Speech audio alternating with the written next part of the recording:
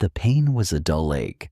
It sat behind my sternum, a persistent guest I had learned to live with.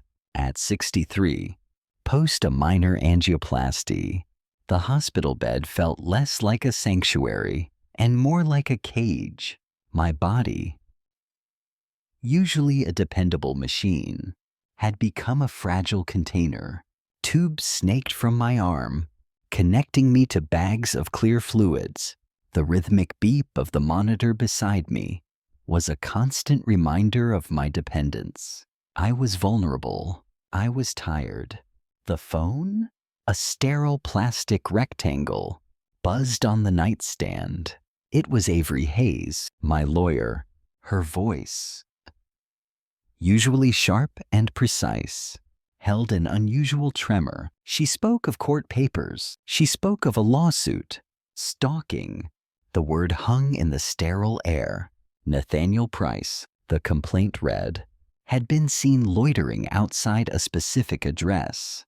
He had been making harassing phone calls. There were photographs. There were eyewitnesses. My eyes moved to the IV dripper, then to the bandaged incision on my wrist. I was here. I had been here for 3 days. The absurdity of it was a cold, sharp knife twisting in my gut. Who was this phantom Nathaniel Price, terrorizing someone while I lay tethered to machines, a slow drip of medication, my only companion? I had lived a life of quiet integrity. This was an invasion, a rewriting of my very self. My daughter Melissa, my son-in-law Gregory, they had already tried to erase me with their conservatorship papers. This felt like a deeper, more insidious erasure. I felt a strange calm settle over me. There was nothing left to lose. The allegations grew more outlandish, a cruel parody of my life. More police reports arrived at the hospital, delivered by a solemn, confused officer. The address was a suburban home in Glendale, a place I had never seen. The victim, a young woman named Clara Vance, claimed I had called her incessantly.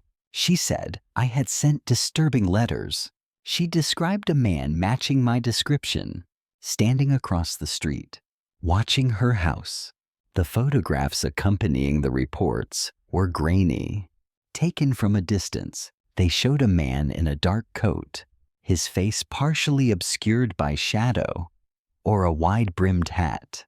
Yet there was an undeniable resemblance. The builds, the posture, even the slight stoop of a man my age. It was me, and it was not me. How could I be stalking someone in Glendale while recovering in an Encino hospital bed?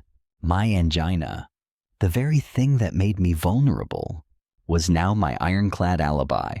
But the police reports, the complaints, they piled up, each one a fresh wound to my already battered sense of self. It was a psychological horror.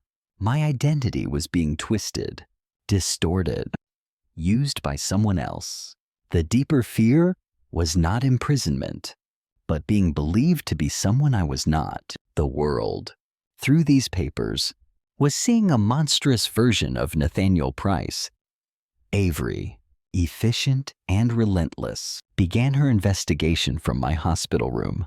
She brought a secure tablet, its screen a glowing window into the world outside. We worked in hushed tones, the rhythm of the monitors, our only soundtrack. The initial focus was Clara Vance, the alleged victim. Avery found no direct connection to Gregory or Melissa. The stalking seemed genuinely terrifying for Ms. Vance. Avery then shifted to the evidence. The phone records for the harassing calls were spoofed, untraceable. The letters, printed on cheap paper, bore no fingerprints. Then came the social media. Fake profiles, subtly altered images of me, began appearing. These profiles showed Nathaniel Price active in Glendale's, commenting on local events, expressing strong, unsettling opinions. It was a digital ghost, mimicking my existence, but imbued with a dark, aggressive persona I did not possess. The breakthrough came from an obscure security camera feed near Clara Vance's home. It showed the alleged stalker. He was me, but younger, the same high forehead, the same line of the jaw, the same build, a doppelganger. The facial recognition software Avery ran came back with a hit. A man named Arthur Jenkins. He was a professional impersonator, a niche actor who specialized in playing older, distinguished gentlemen for corporate events, or, as it turned out, for less savory purposes. Jenkins had a modest online presence, a few headshots, an old acting reel. His last credited job was a commercial shoot 6 months prior. He had been paid by a shell company, Glendale Marketing Solutions. Avery traced the payment. It was a single wire transfer from a larger holding company, Walsh Holdings GP, Gregory's company. The pieces clicked into place with a horrifying precision. Greg wasn't just trying to seize my assets through conservatorship. He was trying to discredit me, to destroy my reputation, perhaps to scare me into compliance. He had hired an impersonator to commit acts that, when attributed to me, would paint me as unstable, dangerous, and senile, bolstering his conservatorship claim.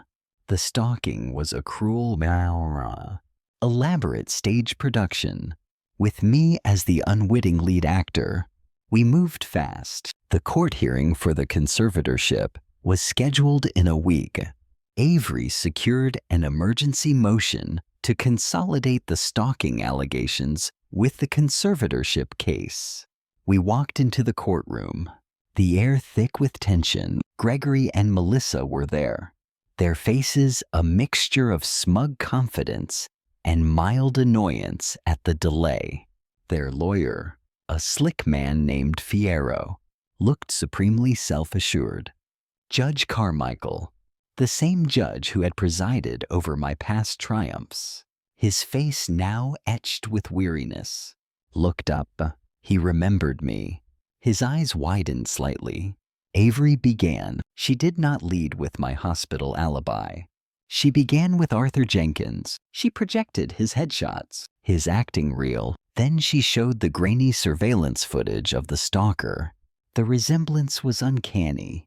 She then presented the payment records, the wire transfer from Walsh Holdings GP to Glendale Marketing Solutions, the shell company that had paid Jenkins. Gregory's face, which had been a mask of studied indifference, began to crack. Melissa looked from the screen to her husband, a flicker of fear in her eyes. Avery then called Clara Vance to the stand. Mrs. Vance, still visibly shaken, recounted the terror of the stalking. Avery then asked her if she could identify the man in court.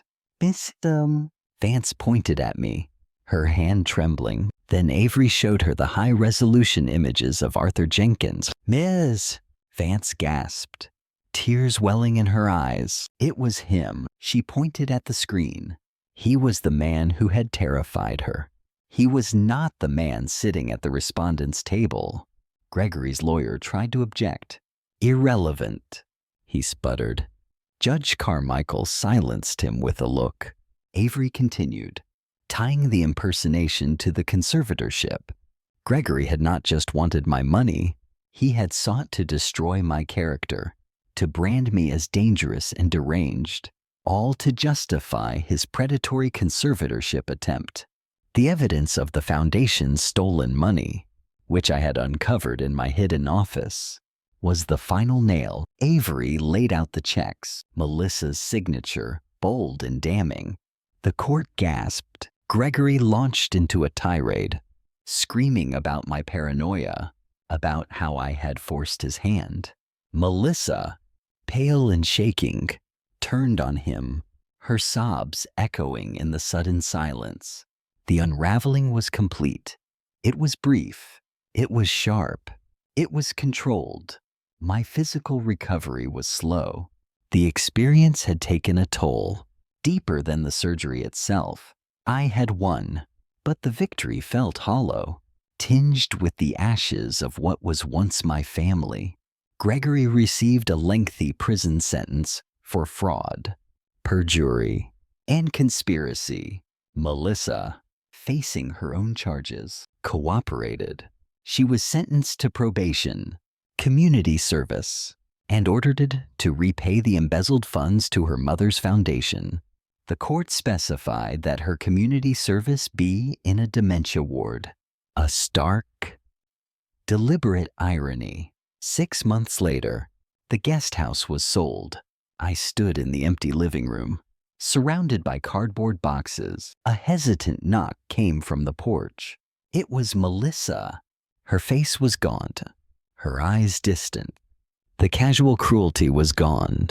The entitlement had been burned away. She asked why I had let it go so far, why I had not stopped them. Because if I had stopped you, Melissa, I said, my voice quiet, you would have learned nothing. You would have returned to your life of comfortable delusion. You would have believed his next lie. You would have found another way to feed the emptiness within you. I did not let you do anything. I just let you be who you were. The books always balance, Melissa. They always do. She left, a ghost of her former self. I watched her walk away, a profound sadness in my chest, a different kind of ache. The scalpel was back in its sheath. My name is Nathaniel Price. I learned that truth, though sometimes obscured by elaborate lies and digital distortions, always leaves a trace, and sometimes the only way to find it is to meticulously peel back every layer. No matter how painful the revelations, the quiet weight of that truth, I realized, was a strength far greater than any pretense.